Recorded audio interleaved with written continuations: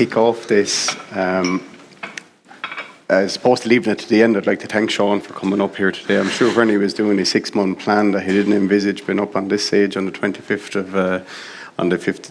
of September. But look, it'd be great to hear some of Shaun's insights too. He's been through some of the journey, I think, Shaun, is that right to say? That's fair. But to kick things off as a starter for 10, and I'll let you decide how far you go back in what you tell me, but bring me through the early years of Shaun Sharkey, but try and keep it relevant at the same time, if you don't. Okay, right.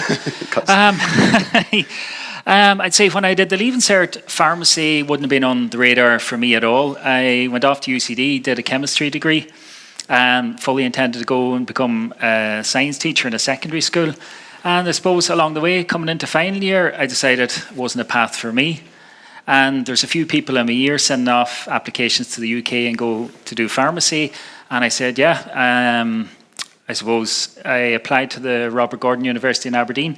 At the time, there's no fees for college fees. And I accepted their offer and off I went as such, really. Good start. And I suppose while I was there, I did a few summer placements with Boots.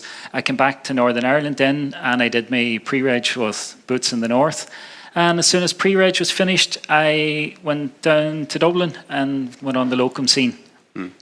I suppose when I went to Dublin, did the locum scene for a couple of months, and I decided it wasn't something for me long-term as such, definitely not.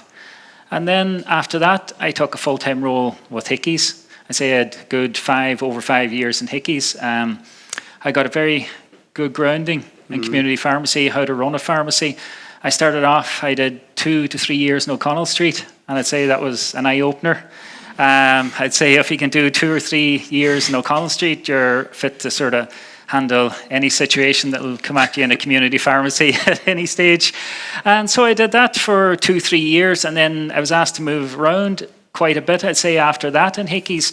At the time, there's a number of acquisitions and new openings in the Hickey group, and I would sort of go to one of the new acquisitions, go into it for a number of months and give time for a permanent supervising pharmacist to be recruited, and then I'd be asked to move on to the next one, and that went on for a year or two. And I suppose all the time while I was doing that, it was always in the back of my mind that I was going to open my own shop someday. So it was great experience for me in the back of my mind while I was doing that for Hickey's. I was saying I'm going to do it for myself someday. Just an interesting thing you said over the course of it, because we saw a lot during the other presentations about the locum market and just an attraction towards that as almost a lifestyle choice.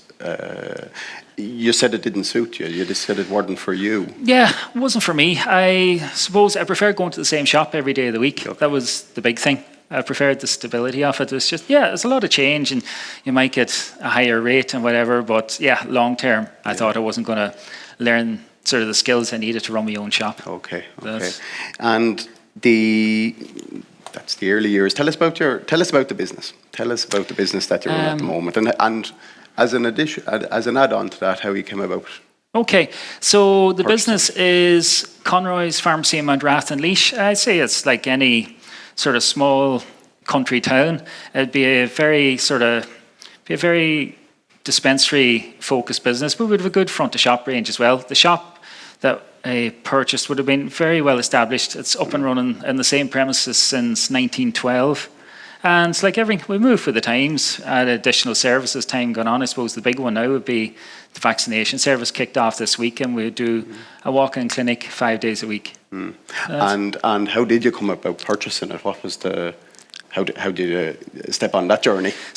Look, it was in the back of my mind for years. I was going to do it, and then I suppose we stepped back. It was back in 2018 and our first child was born, and sort of that focuses the mind and thinking what you're going to do long term. So first child was born and decided we had to put down roots. You're thinking about where you're going to live and where your kids are going to go to school and that sort of thing. And then I said, look, listen, I need to do it. And I put the feelers out there, and I got in contact with yourself and Fitzgerald Power. And I told you. This is not a lazy plug now, by the way. This actually happened. I touched base with yourself, and then sort of, I suppose I was telling you my ambitions and what I wanted to do, and we agreed then to meet up in Dublin for a chat and develop the conversation a bit further. I would say, from day one, I knew I didn't have enough capital to purchase a busy pharmacy myself. And I was talking to you saying, look, I want to open a greenfield site, and thinking about that and how it was going to work out. And you told me to stay well clear of it, as such, I'd say. Maybe not exactly in those words, but you're telling me there's a huge failure rate, or a big failure rate in new openings, and you thought it'd be more prudent if I got in contact with an investor and tried to purchase my shop that way. So, yeah, then we sort of left it at that. You're saying a number of things cross your desk from time to time. And before you reached out, had you gone to the banks at that stage just to feel it out? What was your feeling out journey of it, or did you express? No, to be honest, I hadn't gone to the banks. Yeah, okay. I realised, look, to purchase a busy pharmacy, you're looking at a 7-figure sum, and you had no history in the market as such, or probably thinking even maybe from a seller's perspective, if you've got somebody bidding on a shop and there's some lad that's never had a shop before, and you're getting to the stage where you're going to commit, you're going to think, well, hold on, this person has a track record, and it would make the sale a much more straightforward process. That's so you jumped in with an investor. How has that relationship developed, manifested itself over the years? The investor relationship worked very well. I'd say it's worked very well for both of us. I'm in the shop 6 years at this stage. And yeah, look, the investor, it's very much I'm hands-on, I run the shop. The investor wouldn't have anything to do in the day-to-day running of the shop. I'm there 6 years. The investor wouldn't have visited the shop once in 6 years. Like, the investor would never have met the staff in the shop as such. And yeah, no, it's worked very well. I'd say the investor is like a mentor. Yeah, okay. Yeah, 100%. What the guys were speaking of. What has been said there earlier. Yeah. So look, if I had some big decisions or long-term plans to make, I would ring the investor and just seek them out for some advice. They've been in the market 20 years longer than I have, and they have a lot more experience, and you just tap into that. I suppose in the last couple of years, I felt we had outgrown the shop, and I wanted to approach the previous owner of purchasing the premises as well and doing a renovation, and I reached out to the investor and sort of gave him my plans, and the investor's like, good idea, you're going to be there for the long term, do it. And that got the support of that. And I suppose there's other benefits too to having the investor on board. About 2 years ago we purchased a second pharmacy together, and that wouldn't have been something that had been possible if I didn't have an investor on board. Yeah, that makes sense. No, that works through, I suppose. It's obviously a confidence on both sides then, if the investor is willing to take that jump with you to the second. Yeah, it is. I suppose it all working well when the shop's going well and you've got good growth and profitability, and it makes the process a lot easier. We're down the road a fair bit now and looking at the investor exiting the business in the future, and that's that's all. And Joe mentioned earlier around planning and preparing as you walk through that journey into the acquisition of a business. Your own thoughts on that? How did you find that process? When I was purchasing in Conroy's, I was new to the whole thing, and the investor would have taken the lead on that. Just dealing with, they've been through it a few times themselves, and they know what to ask and what to look out for, and it's a learning curve for me too. For sure.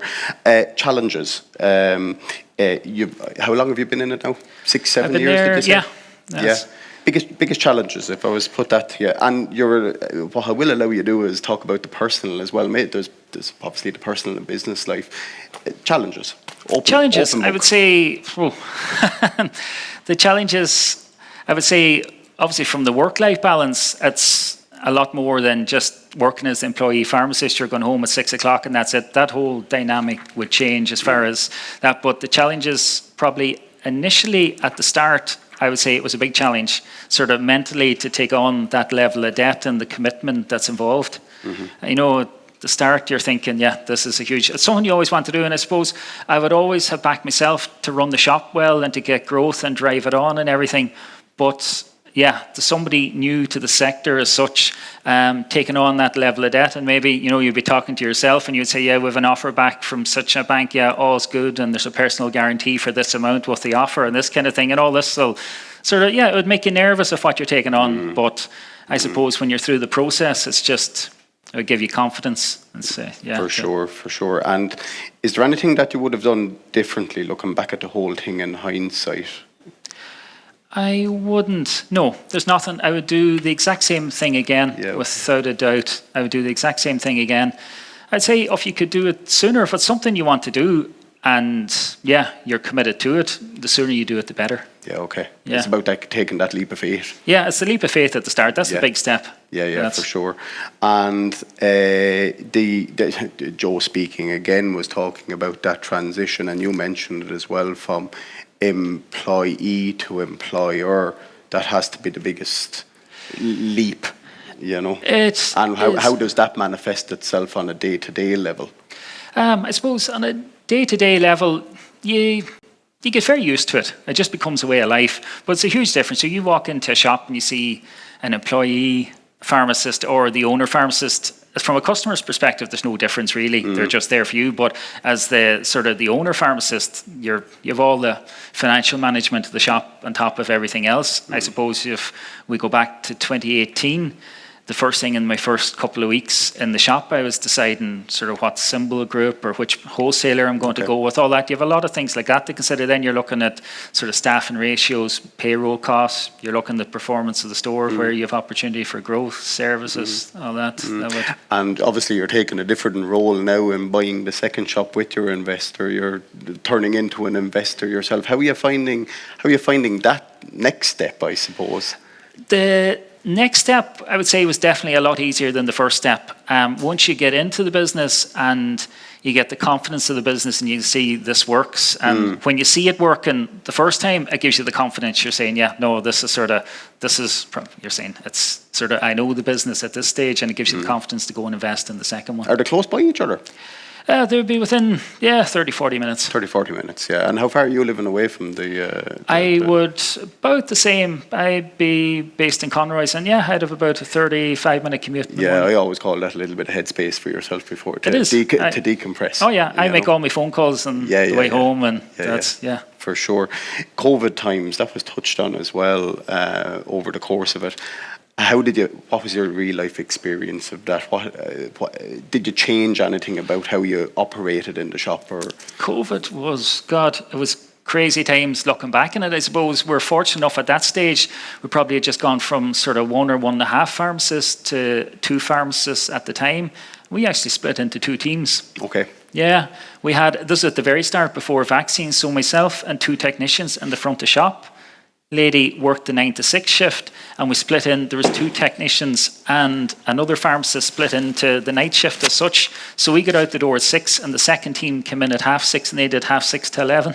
All right. And it was funny, but everybody was sort of thinking, we need to keep the show on the road here. What are we going to do if one team goes down? How do we keep the shop open? And I'd say COVID as well changed a lot of things. Health Mail was a big change. Yeah.